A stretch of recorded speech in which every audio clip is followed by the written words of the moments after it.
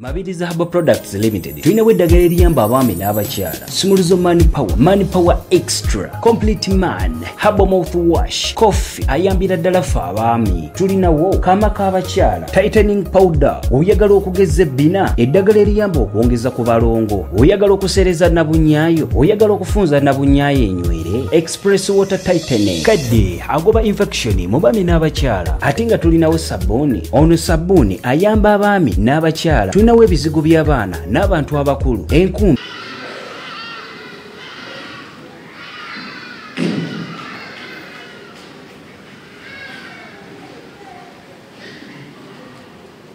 Bismillahirrahmanirrahim. Alhamdulillahi rabbil alamin. Wassalatu wassalamu ala rasulillah sayyidina Muhammad wa ala alihi wa sahbihi wa sallam.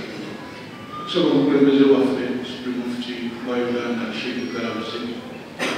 Wakati wa Sheikh Muna mkuu wa masheikh ilanga ya President General Benjamin Zukuri. Justice Asuli Wangandu Wali. Abe Chiba Mwina and to our community again, please. Assalamu alaikum wa rahmatullahi wa barakatuh. There are problems of na Uganda abantu bakatonda yokusingira ddala family napita Honorable Musereko ne musajja mukulu Sheikh Muwonge kitalo nnyo bivaako mwagala wafono inna lillahi wa inna ilaihi rajiun. Ebyafaayo bya kati marehemu Haji Musereko babyogedde nti yali munnamawulire musajja wambalidde ku kibuga era nga bujulizi obulaga kyabadde musajja omusingo. Ekibuga kino tekiwambalirako ng'olimu obuyaayeeyaaye naye yatutumuka nnyo mu biseera by'ensanvu n'ekinaana ng'ali ku Radio Uganda.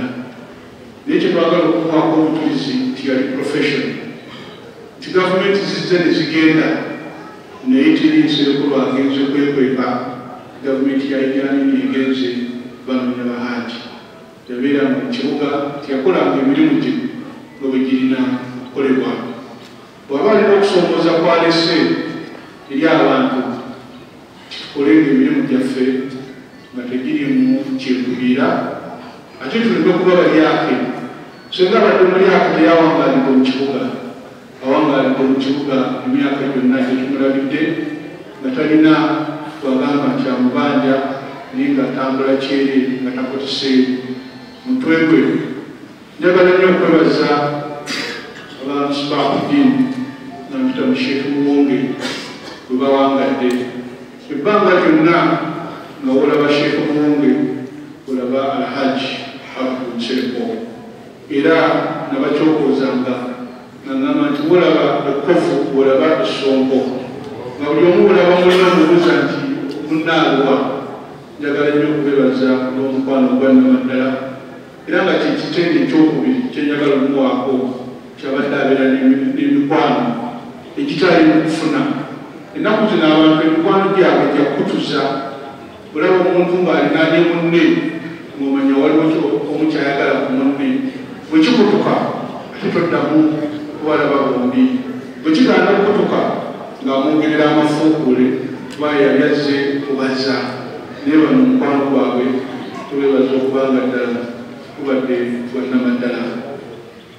Haji abadde munnange nnyo obujulizi Honorable Musereko ono abuwadde. Allah yangondeza abasajja abakulu tukwatagana nnyo era olaba omusajja omukulu nga tetukwatagana webuuza amulinaanye nti naye ddala oyo mutereku oba awotera okuba mugenda ngaokuba ekyomuntu omu era we tetukwatagana tobuuza bingi ojja kumanya entambula ye. Naye twebaza omukwano ogwannamaddala bwe tubadde n'abasajja nga bano Haji Abdul Musereko. Twasenga okulabaganako loza mwezi gwa Desemba nga gutandika bajja okumisa ku dduwa ennaggulwayo mu Kiwayi bajja ne Haji Abdul Musereko ono omusajja wa Kabaka era netunyumyanyumya ebyaffe ebya bulijjo naye twasabye okusinkana ku ddwayi emu naye ngebalaba mukusefu si abadde nnyo omusajja omukadde ku bakadde nze bembadde ndaba naye ebibadde bino ebya sukaali ndowooza byebisinza sukaali ne pressure ebisinza okuba nga ndowooza bimugonza naye allah buli omu yamugerera essaawa yo bwetuuka tofa bulwadde ofa kudula ebirowoozo ebya ssengulu okutegeera nti si muganda wono okulwetwala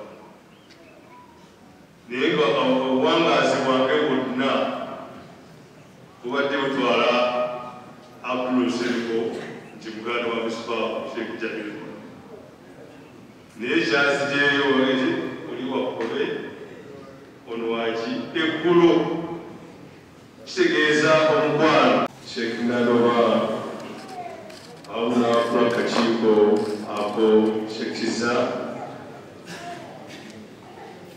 abakulu mu gavumenti ya wakati okulembeze n'abakulu mu gavumenti ya Ssaabasajja Kabaka baali boogeddwako mukize motoka asigalenga bazatambula balamuse ekyaffe ekirungi assalamu alaikum wa rahmatullahi wa barakatuh.